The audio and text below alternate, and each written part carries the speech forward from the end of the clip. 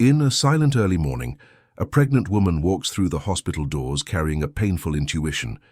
Inside, she finds her husband attending the birth of another woman, his assistant. The betrayal knocks her down physically, but awakens a strength she never imagined she had. Days later, she returns not as a victim, but as the true owner of everything, ready to claim what is hers. If this story interested you, don't forget to subscribe to our channel and tell us which city you're watching us from. We continue. I promise this will be the best story you'll ever hear in your life. The pre-dawn hours in London had that biting June chill that penetrated to the bone. Camilla Anderson walked through the automatic doors of St. Thomas's Hospital, enveloped in a silence that came not just from the late hour, but from something much deeper pulsing in her chest. 7 months of pregnancy made each step heavier, but it wasn't the weight of her belly. That made her falter. It was intuition. That feeling women know well, which whispers truths that reason still tries to deny. Robert's excuse had been the same as always: a work emergency, an unpostponable meeting. His tone of voice on the phone, however, was different. Too hurried, too vague. And when she asked which meeting room he was in, the 2-second hesitation before his answer was like a scream in the silence. Camilla had known this man for 8 years. She knew every inflection, every calculated pause, every well-constructed lie. The elevator ascended slowly, as if time itself conspired to prolong that moment of suspense. Camilla looked at her reflection in the metallic mirror, a 32-year-old woman, brown hair tied back in a hasty bun, wearing a beige wool coat over her nightgown. She hadn't dressed up. She hadn't thought about her appearance. She had only followed the trail her heart stubbornly denied, but which her mind had already deciphered. 4th floor. The doors opened to a corridor lit by cold, fluorescent lights. The characteristic hospital smell enveloped her. A mixture of disinfectant and something she couldn't name, but which she always associated with decisive moments in life. Births, farewells, truths. Camilla walked slowly down the maternity ward, each step a confirmation of what her heart feared. It was then that she saw it. On a blue plastic chair, next to the door of delivery room number 4, was Robert's brown leather jacket, the one she had given him for his birthday 2 years ago. Beside it, the silver thermal mug with his initials engraved, a gift she had chosen with such care at a store in Westfield, London. And plugged into the wall socket, the phone charger he never under any circumstances forgot anywhere. Camilla felt her legs weaken. She leaned against the cold corridor wall as reality unfolded with cruel clarity. The baby moved inside her, as if also feeling the emotional storm brewing.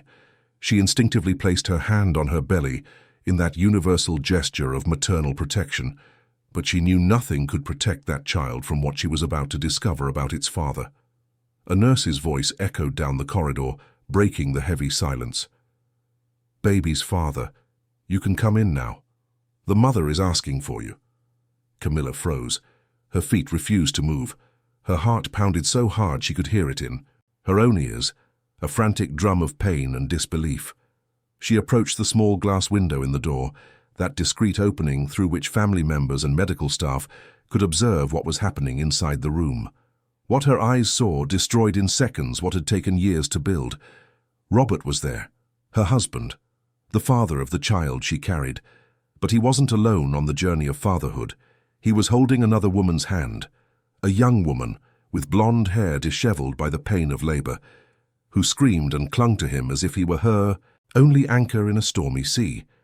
Robert gently wiped the sweat from her forehead, whispered words of encouragement, smiled, that smile Camilla knew so well, which had illuminated so many of their moments, now directed at another. Camilla recognized the woman instantly. Julia, his assistant. 23 years old, freshly graduated in business administration, hired by the company a year and a half ago. How many times had Robert mentioned her name during dinners, describing her as efficient, dedicated, promising? How many times had Camilla smiled politely, without any shadow of jealousy, because she trusted, because she believed, because she was foolish enough to think that the love she felt was reciprocal. The scene unfolded before her like a silent horror film. Julia screamed, pushed, and then a sharp, piercing cry filled the room. a baby, a new life. Robert held the child in his arms with reverent care, his eyes welling up with tears, and Camilla saw a tenderness there that he had never shown when he spoke about the child they were expecting. It was as if that baby in his arms was real, important, while hers was just an obligation, a secondary detail in his double life. Camilla couldn't suppress the sob that escaped her throat. The pain didn't come in screams. It came in suffocating waves that stole the air from her lungs. She staggered back, moving away from the window, her trembling hands seeking support on the wall. The corridor began to spin. The lights became blurred patches. The floor rushed up towards her. Voices in the distance, nurses' shouts, hands grabbing her arms. Camilla was taken in a wheelchair to an assessment room. Cold sensors were placed on her belly. The rhythmic sound of the baby's heart filled the room, steady and constant, that beat. That was the only certainty amidst the chaos. 140 beats per minute. Normal, healthy, oblivious to the crumbling world around it. Her heart, however, faltered. Her blood pressure was high. The nurses spoke of stress, of rest, of special care. But no one there knew the true reason for that collapse. No one knew that she hadn't stumbled from physical weakness, but from a brutal emotional force that hit her like a runaway train. Camilla lay there for hours on the gurney, staring at the white ceiling as silent tears streamed from the corners of her eyes. But something strange began to happen. Between the pain and the shock, a cold, calculated clarity began to form. It wasn't anger. Not yet. It was something deeper. A realization, a reorganization of thoughts that until then had been scattered in denial and naive hope. She wouldn't scream, she wouldn't confront, she wouldn't beg or humiliate herself. Camilla Anderson, at that moment, in a cold hospital room at 5 in the morning, made a decision that would change the course of everything. She wouldn't go home, she wouldn't pretend nothing had happened. She wouldn't give Robert the chance to invent more lies, to manipulate the situation, to turn her into the irrational, jealous villain. When the sun began to rise over London, tinging the sky with orange and pink hues, Camilla signed herself out against medical advice. She took a taxi and gave an address she hadn't visited in months. An address that had always represented strength, sophistication, and an emotional distance she never knew how to cross. Her mother, Helen Anderson's apartment in Kensington, in one of the city's most exclusive buildings. The building doorman barely recognized Camilla when she stepped out of the taxi. She must have looked terrible, her eyes swollen, her face pale, her coat crumpled over her nightgown. But he merely nodded respectfully and called the private elevator that led directly to the penthouse triplex on the top floor. Camilla had grown up there, amidst Italian marble and artworks worth fortunes, but she always felt that place was more a museum than a home. Helen Anderson opened the door still in her silk dressing gown, her grey hair perfectly coiffed even at that hour of the morning. She was 60 but looked younger, with that upright posture and penetrating gaze that intimidated executives and made secretaries tremble. Throughout Camilla's life, Helen had been a distant presence, always busy with meetings, international trips, business dinners, a mother who signed checks but rarely attended school plays, a woman who built an empire, but never quite knew how to embrace her own daughter. But when Helen saw Camilla standing on the doorstep, pregnant, distraught and trembling, something changed in her eyes. Without asking questions, she simply opened her arms. And Camilla, who couldn't remember the last time she had felt her mother's embrace, collapsed into that lap she had always imagined cold, but which now enveloped her with a warmth she didn't know existed. "You saw, didn't you?" Helen whispered, brushing the hair from her daughter's face. "You found out about Robert and the girl."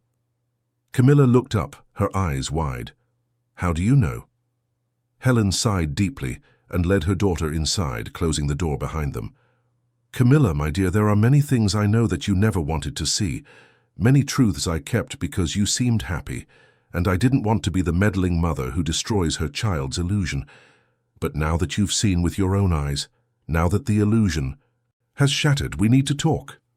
They sat in the living room, that spacious area with panoramic views of the city that was beginning to awaken. Helen served chamomile tea in fine porcelain cups, and Camilla held the cup with both hands, seeking comfort in the warmth that emanated. I always knew who Robert really was, Helen began, her voice firm but not cruel. From the day you brought him to meet me, I noticed. That calculating gaze, that excessive charm, those questions about the family business that seemed casual but were strategic. He didn't fall in love with you. Camilla. He fell in love with the Anderson surname. Camilla wanted to protest, wanted to defend the man she loved, but the words died in her throat, because deep down, very deep down, she had always felt it. She always noticed how Robert became more animated when the topic was money, power, connections. How he loved to mention at social gatherings that he was married to an Anderson. How he transformed when he was near influential people, becoming more eloquent, more charming, more false. I hired investigators, Helen continued without averting her gaze. 6 months ago, when you called me, saying you were pregnant and that Robert had suggested you step away from the company to care for the baby, I knew something was wrong. A man who truly loves doesn't distance his wife from what she has built. He supports her, so she can do both. Robert wanted you gone because he was planning something. And what did the investigators discover? Camilla asked, though she already feared the answer. Helen stood up and walked to an abstract painting on the wall. She pressed a specific point on the frame, and the painting slid aside, revealing a steel safe embedded in the wall. She typed a long password, and the heavy door opened with a metallic click. From inside, she retrieved a voluminous brown leather folder, clearly full of documents. Everything is here, Helen said, placing the folder on the coffee table. Bank statements showing suspicious transfers, receipts from luxury hotels on dates he claimed to be on business trips to other cities, expensive jewelry bought in the company's name but delivered to Julia's address, romantic dinners paid with the corporate card. He wasn't careful, Camilla, he was arrogant. He thought you'd never find out because you were too busy, being the dedicated wife. Camilla opened the folder with trembling hands. Every page was a stab. Every receipt, every statement, every surveillance photograph was evidence that her life in recent years had been a carefully orchestrated lie. There were photos of Robert and Julia entering five-star hotels, images of him caressing her belly in a discreet restaurant, printed text messages where he called Julia love of my life and promised they would soon be officially together as soon as he resolved the situation with his wife. But that's not all, Helen said, and her voice now had a dangerous tone. He's stealing from you, Camilla, not just your heart and your dignity. He's literally stealing your money and your company. Camilla looked up, confused. My company? Mother, the company belongs to Robert. He's the president. I only inherited shares from Grandpa, but they are minority shares. I never got involved in management because it wasn't my area. Helen closed her eyes for a moment, as if gathering strength for what was to come next. Camilla, when your father passed away, you were only 20 years old. You were in college, in love, vulnerable. I made decisions for you because I thought I was protecting you, but perhaps it was the biggest mistake of my life. She stood up again and returned to the safe. This time she retrieved a noble wooden box with gold details. She opened it on the table, revealing old documents, certificates, deeds and contracts. You are the majority owner of the Anderson corporate group, Helen said, each word heavy as lead. 90% of the shares have been in your name since the day your father passed away. I only have 5%. The other 5 are divided among board members. You have always been the owner, Camilla. You always had absolute decision-making power. But you never wanted to know, never wanted to get involved, and I allowed you to delegate everything to third parties because I thought you deserved to live a normal life. Camilla's world stopped. She looked at the documents, at the share certificates with her full name, Camilla Anderson Cross, at the contract signed by her father, where he made it clear that his daughter was the main heir. How had she forgotten this? How had she simply overlooked something so important? I married Robert 3 years after Dad passed away, Camilla murmured, the pieces painfully falling into place. And soon after the wedding, he suggested I appoint him as my legal representative at company meetings. He said I didn't need to worry about those boring things, that he would take care of everything for me. And you signed a power of attorney, Helen completed, shaking her head. A power of attorney that gave him powers to vote on your behalf. But a power of attorney does not transfer ownership, Camilla. The shares are still yours. He can only vote. He cannot sell. He cannot transfer. But that didn't stop him from trying. What do you mean, trying? Helen opened another envelope and spread documents on the table. In the last 6 months, Robert tried to forge broader powers of attorney, documents that would give him the power to transfer your shares to his name. He hired unscrupulous lawyers, falsified signatures, created phantom witnesses. If it weren't for Dr. Meade, our family legal counsel, this would have gone unnoticed. Camilla felt nauseous. She put her hand to her mouth, breathing deeply to keep from vomiting. So he never loved me. From the beginning it was all planned. Helen sat next to her, daughter, and for the first time in decades, held her hand with tenderness. I don't know if he loved you in the beginning, dear. Perhaps there was something genuine in the first few months. But the man he is today, the man who betrayed and stole from you, he feels love for no one but himself. And now that you know the truth, you need to decide what you're going to do with it. The days that followed were a mixture of pain and awakening. Camilla remained at her mother's apartment, refusing to answer Robert's calls, which began to come frantically when he finally left the hospital and realized she wasn't home. The messages ranged from fake concern to barely disguised irritation. Where are you? I'm worried. We need to talk. You're being childish. This isn't good for the baby. Each message was a sample of psychological manipulation that Camilla could now see with crystal clarity. He wasn't worried about her. He was worried about losing control of the situation. He was desperate because for the first time in 5 years, she had done something unpredictable. Helen introduced Camilla to Dr. Augustus Meade, a 65-year-old man who had been her father's right-hand man for decades. Augustus had that discreet but incisive manner of someone who had spent his life unraveling contracts and uncovering fraud. He arrived at the apartment with 2 suitcases of documents and a laptop full of files organized with surgical precision. Miss Anderson, he began, adjusting his thin-rimmed glasses, I have been monitoring your husband's movements since Miss Helen asked me to, and what I've discovered goes beyond a simple marital betrayal. Robert Cross is building a complex scheme of corporate asset misappropriation. He opened the laptop and began to show detailed spreadsheets. Here we have corporate expenses that are actually personal gifts, a Rolex watch worth £120,000 catalogued as a client gift but delivered to Julia Meadows' address. 5-star hotel stays registered as accommodation for business meetings, but the rooms were booked for 2 people and always on weekends. Dinners at exclusive restaurants listed as corporate events, but without the presence of any client or business partner. How much money are we talking about? Camilla asked, feeling her stomach churn. In the last 18 months, approximately £3,200,000 have been misappropriated, Augustus replied, his voice grave. But that's not all. He created shell companies, fictitious suppliers who issue invoices to the Anderson Group, receive payments, but deliver no product or service. The money is transferred to these companies and then redistributed to personal accounts of his and people we believe are strawmen. This is corporate fraud, Helen said, her voice cold as ice.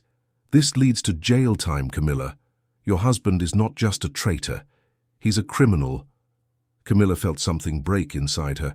It was no longer just the broken heart of a deceived wife.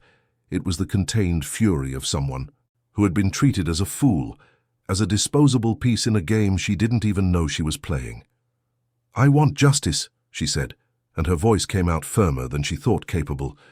I want him to pay for everything he's done. But I want to do it the right way. I want it to be irrefutable. Augustus smiled discreetly. That's exactly what I expected to hear. I have a plan, but it will require patience and courage on your part.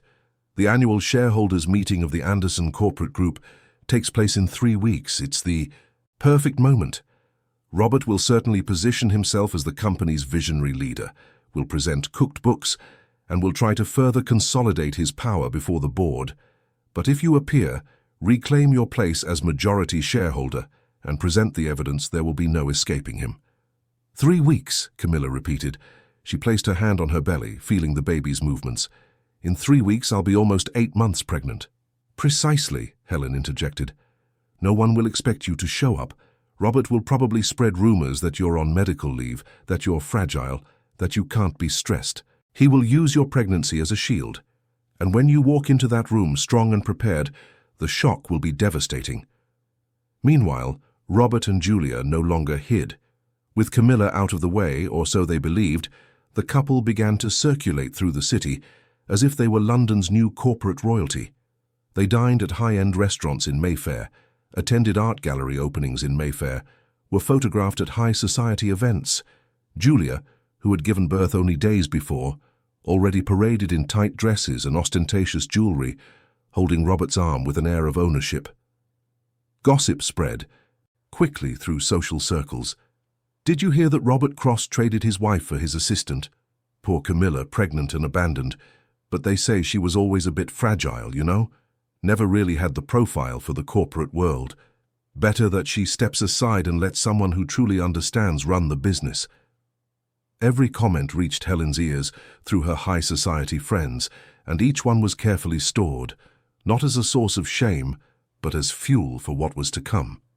Robert went further. In a discreet interview for a social column of a traditional London newspaper, he made subtle but devastating statements. "My wife is going through a delicate time," he said, with an expression of false concern.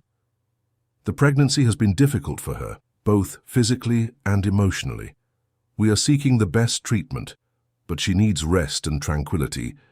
Unfortunately, this means she will not be able to actively participate in the company's management in the coming period."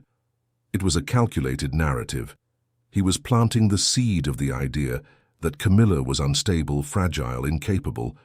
He was preparing the ground for when he tried to actually take full control of the company, presenting himself as the savior who kept everything running while the true owner was incapacitated.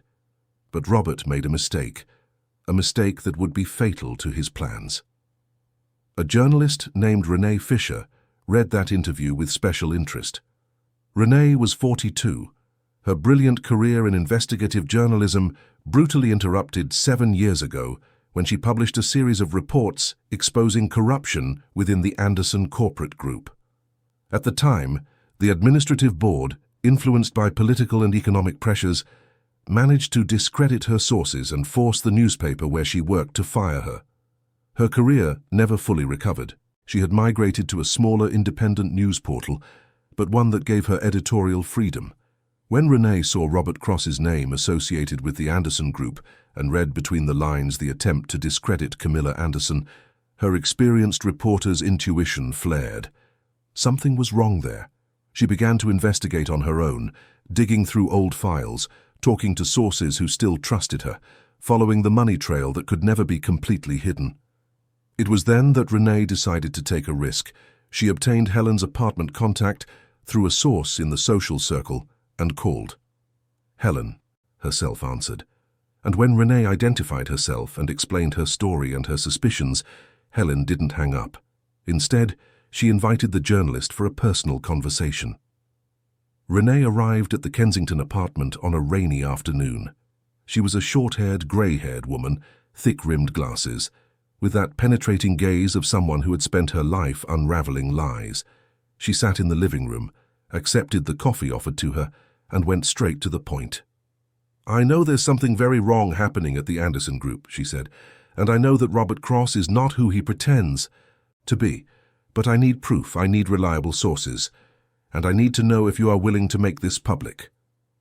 Camilla, who was present at the meeting, studied the journalist for a long moment. She recognized that name.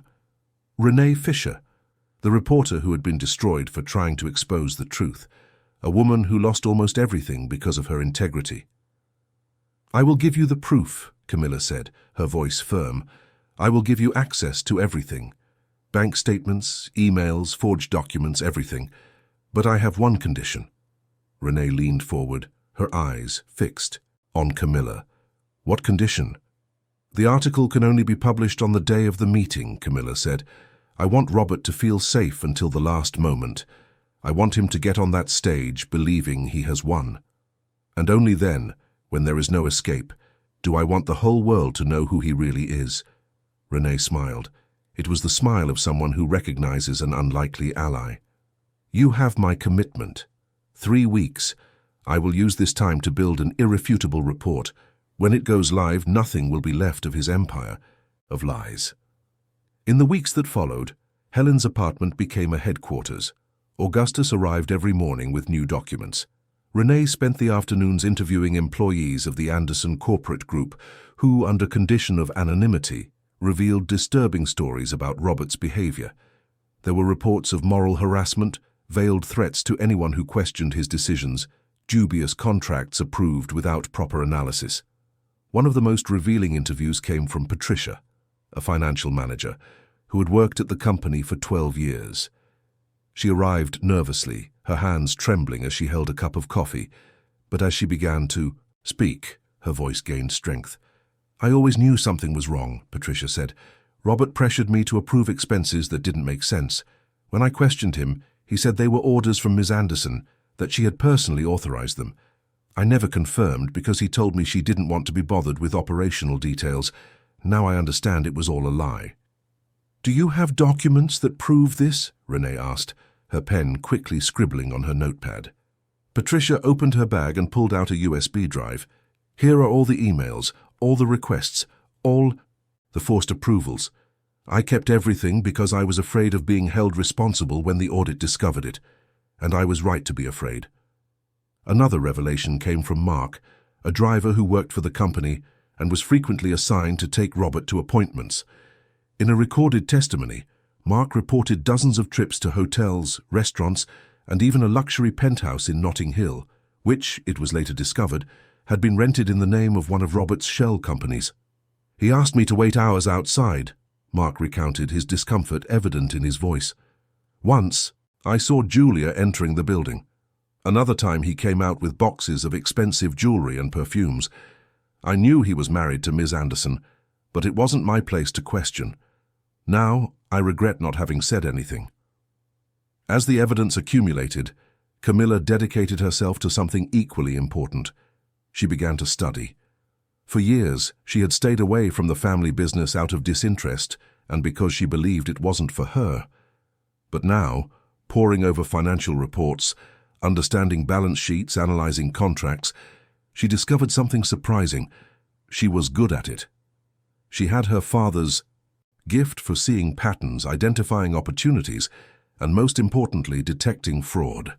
Helen watched her daughter with a mixture of pride and regret.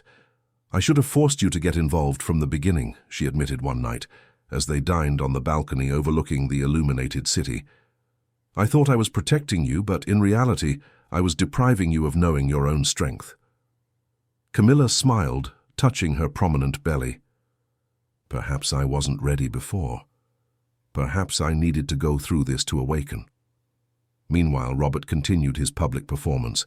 He gave more interviews, always with the careful discourse of a dedicated man who was keeping the company running despite difficult circumstances at home. Julia appeared by his side at events, subtly introduced as his new business partner. No one openly spoke about the real nature of their relationship, but everyone knew, and many applauded, seeing it as a love story that overcame social conventions. But not everything went according to plan for Robert. A member of the administrative board, Mr. Alden, a 70-year-old traditional businessman who knew Camilla's father, began to ask uncomfortable questions. Why wasn't Camilla present at meetings? Why were all important decisions being made without the approval of the majority shareholder? Robert responded evasively, always returning to the discourse of her fragile health. But Alden was not convinced. It was Alden who discreetly called Helen and asked about Camilla's well-being. The conversation was brief but revealing. Helen thanked him for his concern and guaranteed that her daughter was well and would make an appearance at the meeting. Alden understood the message between the lines. Something big was about to happen. 10 days before the meeting, something happened that almost ruined the entire plan. Julia, in a moment of careless arrogance, began to use Camilla's name to close contracts. She presented herself at meetings as an authorized representative of the Anderson family, showed falsified documents that supposedly gave her power of attorney to negotiate on Camilla's behalf, and even signed preliminary commercial agreements involving millions of pounds. The information reached Camilla through Augustus, who had contacts in every corner of London's corporate world. "She's using your name," he said, indignation clear in his voice. "She's posing as your legal representative. This is identity fraud, Camilla. We can stop her now." But Camilla surprisingly smiled. "No. Let her continue. Let her dig her own grave. The more crimes she and Robert commit, the harder the fall will be." Renee, upon learning of this, managed to document every one of Julia's movements, photographs of meetings, copies of forged contracts, recordings of conversations where she presented herself as Camilla's representative. Everything meticulously organized and ready to be exposed. 2 days before the meeting, Camilla had a strong contraction. The scare was great, and Helen insisted on taking her to the hospital for an examination. The doctor examined everything carefully and concluded that it was just a false alarm, Braxton Hicks contractions, common at the end of pregnancy. But he made a reservation. "Ms. Anderson, you are under a lot of stress," he said, looking into her eyes with genuine concern. "I know you have important issues to resolve, but you need to think about the baby. Avoid situations of extreme emotional tension in the coming weeks." Camilla nodded, but inwardly knew she couldn't follow that advice. She had a meeting to attend, a truth to reveal, justice to uphold. On the eve of the meeting, Robert was euphoric. He had prepared a pompous presentation, with institutional videos showing the company's supposed successes under his management. He had hired a marketing team to create an inspiring speech about leadership and future vision. He had even rehearsed the moment when he would ask for a vote of confidence from the board to expand his administrative powers. Julia was equally confident. She had bought an extremely expensive designer dress for the occasion, imported shoes, and had scheduled an appointment at one of the city's best beauty salons. That night, as they dined at an exclusive Japanese restaurant in Knightsbridge, they toasted. "Tomorrow will be the day everything consolidates," Robert said, raising his champagne glass. "Tomorrow I officially become the undisputed leader of the Anderson Corporate Group." Julia smiled, resting her head on his shoulder. "And I become the wife of London's most powerful man." What they didn't know was that, at that exact moment, a few miles away, Camilla was finalizing the last details of her presentation with Augustus and Renee. Each slide was perfect, each piece of evidence irrefutable, every word of the speech carefully chosen to make the maximum impact. The morning of the meeting dawned sunny in London, one of those rare days of completely blue sky in the metropolis. The grand hall of the Anderson Corporate Group, located on the 23rd floor of a skyscraper in Canary Wharf, was impeccably prepared. Rows of leather-upholstered chairs, a raised main table, state-of-the-art screens on the side walls, and a central stage where Robert was already positioned, reviewing his notes with the confidence of someone who believes they have the world in their hands. The board members arrived gradually, middle-aged and older men and women, all wearing sober suits and tailored outfits, carrying tablets and executive folders. Among them was Mr. Alden, who greeted Robert with his usual professional courtesy, but whose eyes revealed a different expectation. He knew something was about to happen. He could feel it in the air. Julia arrived as if she were the host of the event. A tight red dress, sky-high heels, hair in perfect waves. She circulated through the hall greeting people, touching arms with forced familiarity, laughing too loudly. Some board members returned the greetings with cold politeness, others simply ignored her, but she didn't notice or pretended not to notice the discomfort she caused. At precisely 9 o'clock, Robert took the stage and asked for everyone's attention. "Ladies and gentlemen," he began, his voice firm and projected, "it is an honor to preside over this annual meeting. I know we have faced challenges, but also celebrated achievements. Today I would like to share the vision for the future that I have prepared for the Anderson Group, and I hope to count on all your support to implement it." He clicked the remote control and the first slide appeared on the screens. Colorful numbers, ascending graphs, optimistic projections, everything carefully manipulated to make it seem like the company was experiencing exponential growth under his management. He spoke for 20 minutes, highlighting supposed new contracts, strategic partnerships, and market expansions. It was then that the double doors of the hall opened. The silence was instantaneous and absolute. All eyes turned to the entrance. Camilla was there, standing on the threshold, illuminated by the natural light coming through the corridor windows behind her. She wore a navy blue tailored suit, elegant and sober, which contoured her 8-month belly without trying to hide it. Her hair was pulled back in an impeccable low bun, no flashy jewelry, just discreet pearl earrings, and in her eyes a determination that made more than one board member shiver. Beside her, Helen walked with her usual regal posture, and just behind, Augustus held a voluminous folder. Robert froze on stage, his face, so confident moments before, visibly paled. The hand holding the remote control trembled. Julia, who was sitting in the front row, abruptly stood up, almost knocking over the designer handbag at her feet. "I apologize for the interruption," Camilla said, her voice clear and firm, echoing through the hall, "but I believe I have the right to be present at a meeting of my own company." She began to walk down the central aisle, each step measured and deliberate. Helen and Augustus accompanied her. Camilla did not avert her gaze from Robert for a second. It was as if the two were alone in that room, in a silent confrontation that said more than 1,000 words. "Camilla," Robert finally managed to articulate, trying to regain his composure. "What a surprise. I didn't expect you. Considering your condition, I thought that I would stay hidden while you pretended to own what has always been mine," Camilla interrupted, climbing the steps to the stage. She positioned herself beside him, turning to face the board. "Allow me to formally introduce myself, as it seems some here have forgotten who I am. My name is Camilla Anderson Cross, and I am the owner of 90% of the shares of the Anderson Corporate Group. I always have been, and I never ceased to be." A murmur ran through the room. Some board members exchanged surprised glances. Others nodded as if confirming something they already suspected. Mr. Alden crossed his arms with a slight smile on his face. Robert tried to intervene. "Camilla, everyone here knows that. But you delegated management to me. You signed a power of attorney.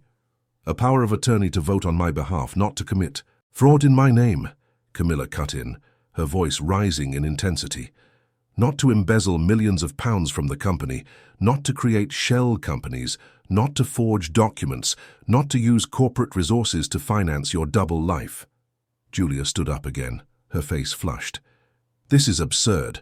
You're making things up because you're jealous, because you can't accept that Robert chose me, because you're a bitter woman and—" "Augustus, please," Camilla said calmly, without even looking at Julia. She didn't deserve her attention. "Show the documents." Augustus connected a USB drive to the projection system. The screens that moments before showed Robert's optimistic graphs now displayed something completely different.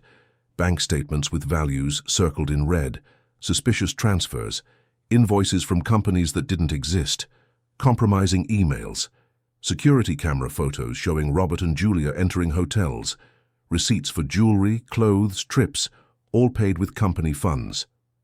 "This here," Camilla pointed to a specific transaction, "is a transfer of £250,000 to a company called RB Consultancy. Has anyone here ever heard of it? Have you ever hired any service from it? Of course not. Because it doesn't exist. It's a ghost account created by my husband to divert company money for personal use." She moved to the next slide. "And this here is a contract for the supply of IT equipment worth £1,200,000. The equipment was never delivered. The supplier company, when investigated, turned out to be an empty address in a co-working space in West London. The registered owner, a straw man, and the money transferred to an offshore account linked to Robert Cross." Camilla continued, slide after slide, methodically destroying the image Robert had built. Every piece of evidence was a blow, every document a condemnation. The board watched in shocked silence. Some frantically took notes, others merely observed with expressions ranging from horror to anger. "And there's more," Camilla said, switching to a series of emails. "Here are messages between my husband and unscrupulous lawyers discussing how to forge powers of attorney in my name to transfer my shares to him. Here is a forged document with my signature that was presented to a bank to try and use my shares as collateral for a personal loan of £5 million. Fortunately, the bank had strict protocols and contacted me directly to confirm." That's how I discovered what was happening. Robert finally reacted, his voice coming out reedy and desperate. This is a setup. She's distorting everything. These expenses were approved. These contracts were legitimate. She's emotionally unstable, pregnant. She doesn't know what she's saying. Camilla turned to him with a frightening calm. Emotionally unstable. Interesting, especially coming from a man who spent the last 18 months living a double life, who had a child with his assistant while his wife carried another, who stole millions from the company he swore to protect. Tell me, Robert, who here is truly unstable? Mr. Alden was the first to stand. His voice, grave and loaded with authority accumulated over decades of business experience, cut through the tense air of the hall. I propose the immediate removal of Robert Cross from all executive positions in the Anderson Corporate Group, as well as the initiation of a formal investigation process with a possible referral to the competent authorities. One by one, other board members began to stand in support. Ms. Marcia, a textile industry businesswoman who always maintained a neutral stance, firmly raised her hand. I fully support Mr. Alden's motion. What we have seen here today is not only a breach of trust, but a series of acts that constitute serious corporate crimes. Robert looked around, desperately searching for an ally, some friendly face that could defend him, but he found only looks of disapproval, disgust, and contempt. Even those he had gifted with generous bonuses, taken to expensive dinners, and cultivated as allies now distanced themselves as if his presence contaminated the environment. "You don't understand," he tried, his voice breaking. "I built this company, I brought profits, I made all this grow. Camilla never showed interest, never wanted to know anything. I did the work she should have done." "You stole what wasn't yours," Camilla said without raising her voice. "Every achievement you claim was built on lies and misappropriated money. Every contract you signed in my name without real authorization was a fraud. You built nothing, Robert. You parasitized." At that moment, the doors of the hall opened again. 2 security guards entered, followed by a bailiff carrying documents. "Robert Cross?" the officer asked, though he already knew exactly who it was. "I am here to serve you with a court summons. You are formally accused of corporate fraud, forgery of documents, embezzlement, and money laundering. We need you to come with us." Panic finally took hold of Robert. He tried to run, but the security guards were faster. They held his arms with professional firmness. There was no need to use excessive force. Robert simply collapsed. His knees buckled, and he would have fallen if he hadn't been supported. "Camilla," he cried, turning his head desperately to look at her. "Please, think of our child. Think of everything we've been through together. You can't do this to me. I love you. I've always loved you." Camilla slowly descended the steps of the stage. She stopped a few feet from him. For a moment their eyes met. In that instant, 8 years of their relationship flashed by like a fast-forwarded film.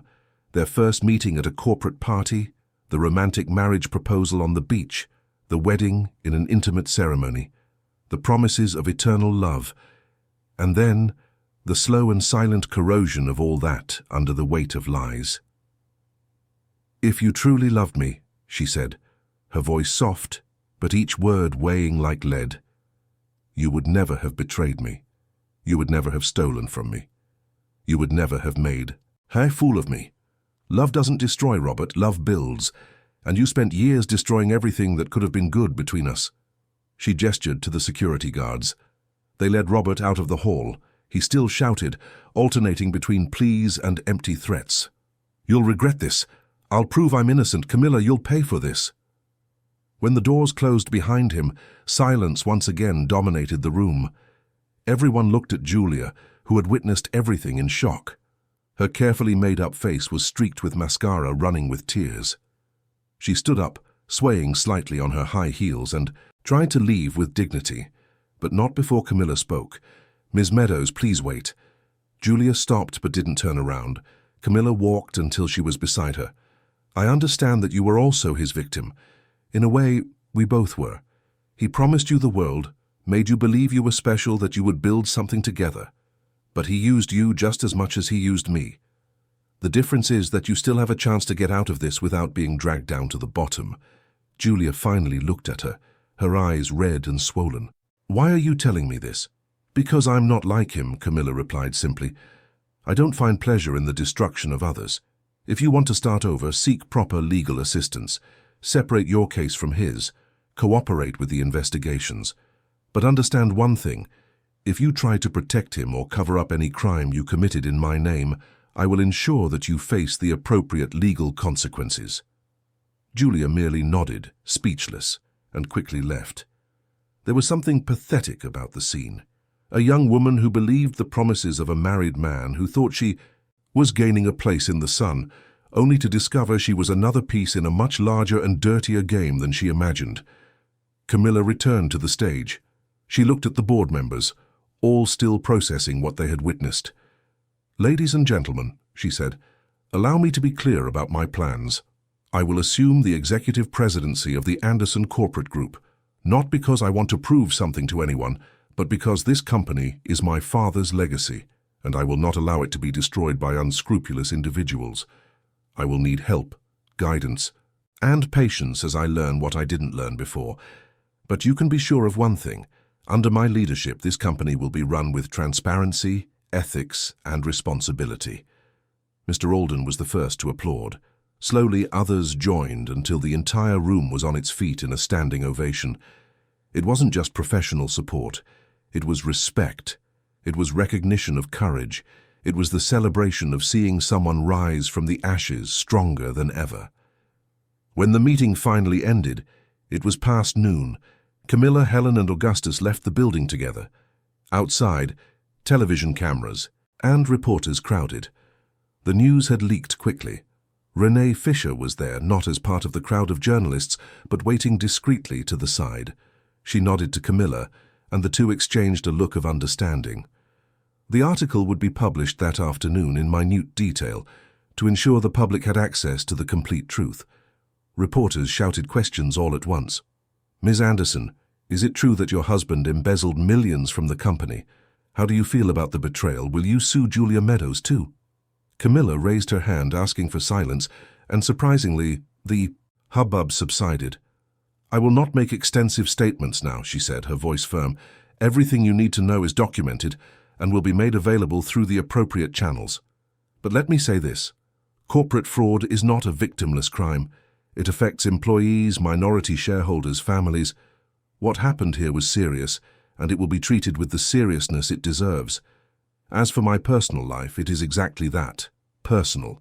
I ask that you respect my time and my privacy. With that, she got into the waiting car. Helen held her hand throughout the drive back to the apartment. Neither of them said anything. They didn't need to. The silence was one of mutual understanding, of a bond that had been reconnected through pain, but was now strengthened by unconditional support. That night, alone in her room, Camilla looked out the window at the illuminated city. London pulsed with life below, millions of stories happening simultaneously, millions of people fighting their own battles. She placed her hand on her belly, feeling the baby's strong kicks. You will be born into a different world than the one I planned, she whispered. Your father won't be present in the way I imagined, but you will have a strong mother, a mother who won't lie to you, who won't protect you from difficult truths, but who will teach you to face life with dignity and courage. And you will have a grandmother who, despite all her flaws, never gave up protecting what is right. The phone rang. It was Augustus informing her that the formal charges had been filed and that the prosecution was confident in a solid case.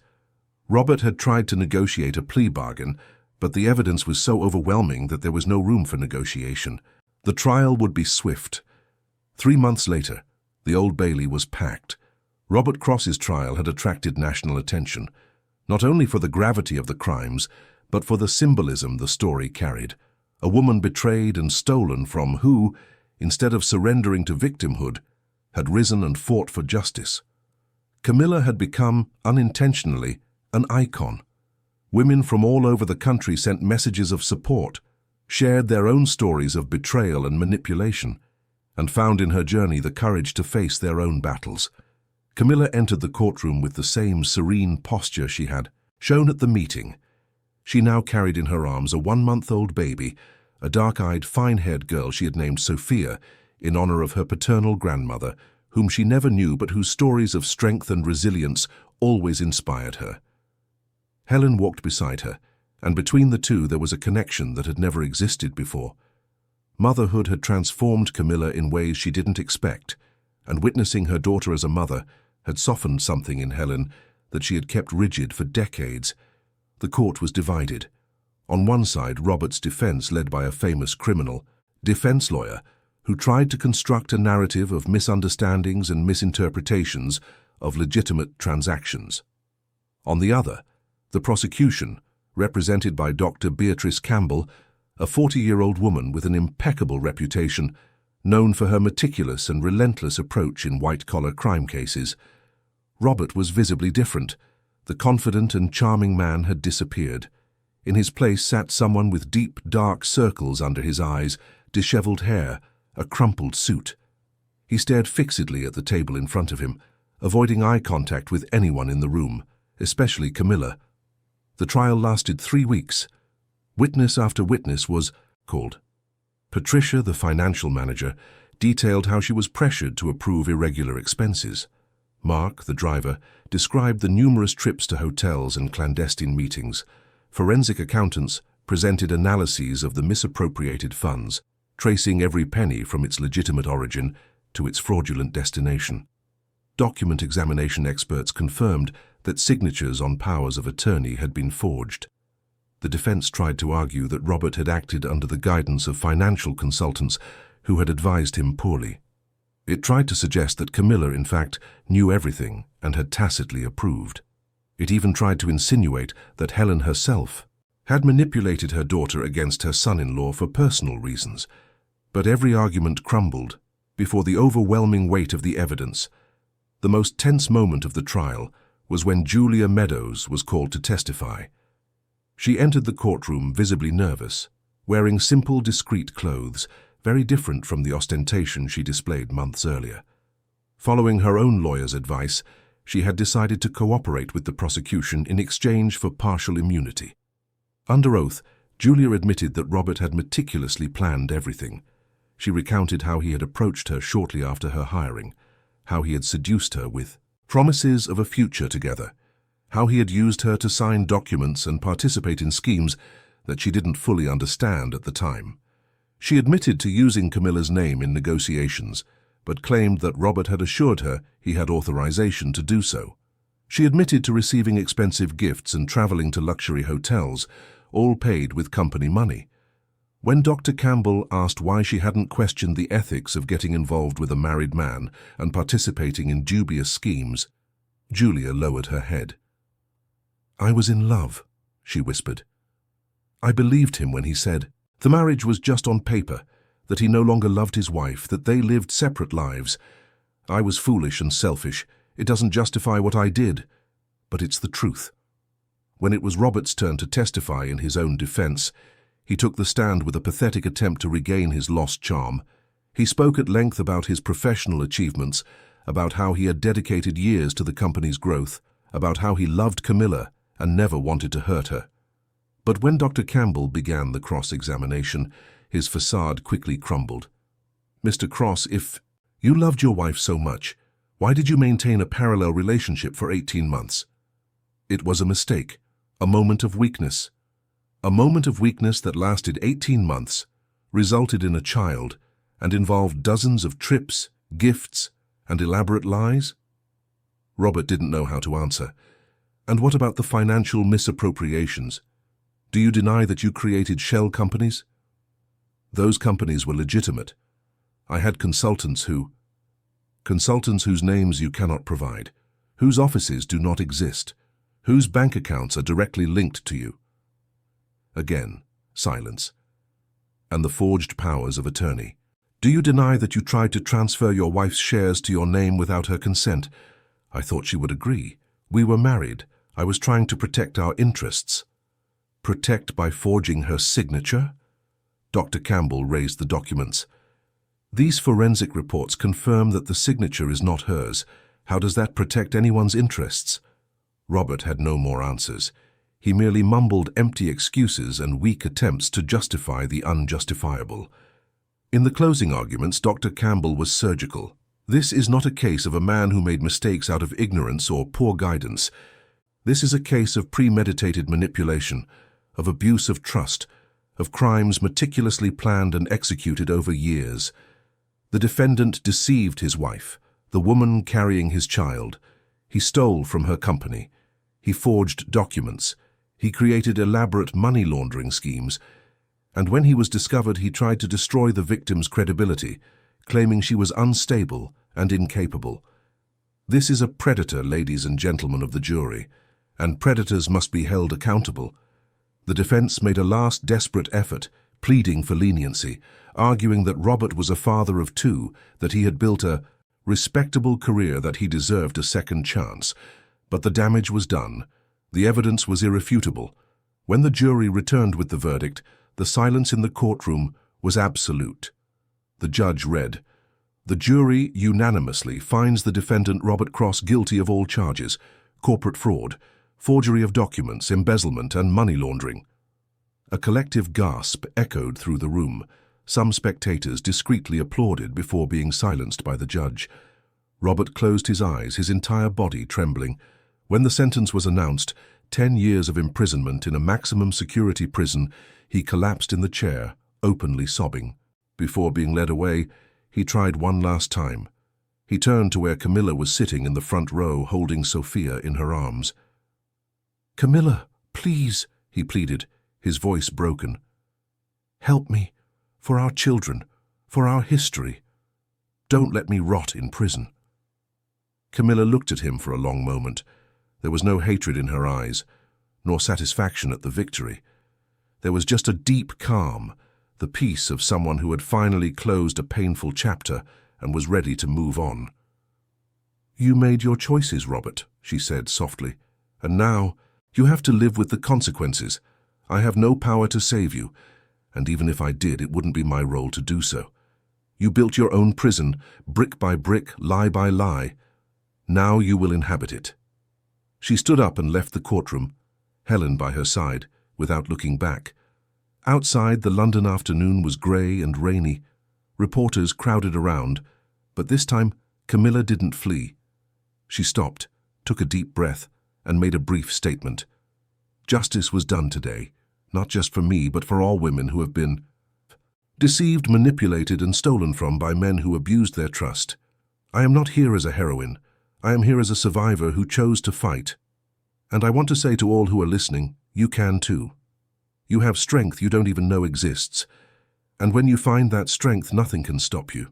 The months that followed were a period of rebuilding. Camilla dived headfirst into the management of the Anderson corporate group. She hired external auditors to conduct a complete sweep of the finances, fired executives who had facilitated or ignored Robert's fraud, and implemented new protocols for transparency and corporate ethics. The company, which had been stained by the scandal, slowly began to regain its reputation under the new leadership. Sophia grew up healthy and joyful, oblivious to the drama that had surrounded her birth.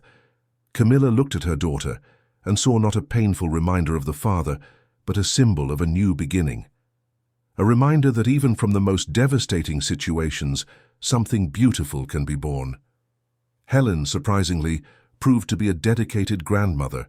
She, who had always been distant and focused solely on business, now spent entire afternoons with her granddaughter, reading stories, singing lullabies that Camilla didn't know she knew. The two, mother and daughter, finally built the relationship that should have always existed.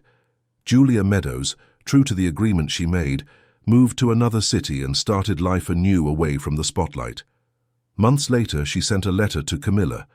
In it, she offered sincere apologies, admitted her mistakes, and thanked Camilla for not having been completely destroyed in the process.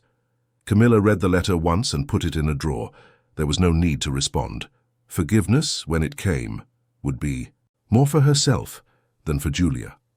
A year after the trial, Camilla was in her office on the top floor of the company building when she received a call from Renee Fisher. The journalist had won a significant award for her series of reports on the case, and her career, which had been destroyed years earlier, was stronger than ever. "Camilla," Renee said, "I'm writing a book about everything that happened. Not just about your case, but about women who faced similar situations and rose above them. I'd like your participation. Camilla thought for a moment. All right, but with one condition. The profits from the sale must go to a foundation supporting women victims of financial violence and psychological abuse. I want other women to have the resources I had to fight. Renee agreed immediately, and thus Project Sophia was born, a non-profit organization that offered legal, psychological, and financial support to women in vulnerable situations. On a sunny spring afternoon, Camilla was in the park with Sophia, now 18 months old, who joyfully chased pigeons. Helen was sitting beside her on the bench, smiling at her granddaughter. "Do you know what I'm most proud of?" Helen said suddenly. "What, Mother?" "Of having raised a daughter who is stronger than I ever was. I spent my life building corporate empires, but you are building something greater. You are rebuilding yourself, and that is infinitely more valuable." Camilla held her mother's hand. "I couldn't have done it without you." "Yes, you would have," Helen replied with a smile, "but I'm glad you didn't have to." As the sun began to set, tinging the sky with golden and pink hues, Camilla picked Sophia up and began to walk back home. She thought about everything that had happened. The pain, the betrayal, the crumbling, the awakening, the struggle, and finally the victory. Not a victory over Robert specifically, but over fear, over the feeling of powerlessness, over the belief that she was fragile and incapable. She had discovered that she was never weak. She had only believed in the illusion of fragility, and now, free from that illusion, she could finally be who she was always destined to be: a strong, capable, determined woman, a mother, a leader, a survivor, and above all, a woman who knew her own worth and would never again allow anyone to diminish it. Dear listeners, we hope Camilla's story has deeply touched your hearts. To continue experiencing intense emotions like this, we have a special playlist full of other incredible stories that will make you reflect on strength, new beginnings, and overcoming adversity. Find it by clicking here. If this story moved you, don't forget to subscribe to the channel and leave a like. This helps us continue bringing narratives that matter. Every day, we share unique stories that explore the complexity of life, relationships, and the human capacity to reinvent oneself. We await your comments telling us what you thought of Camilla's journey and sharing your own experiences of overcoming adversity.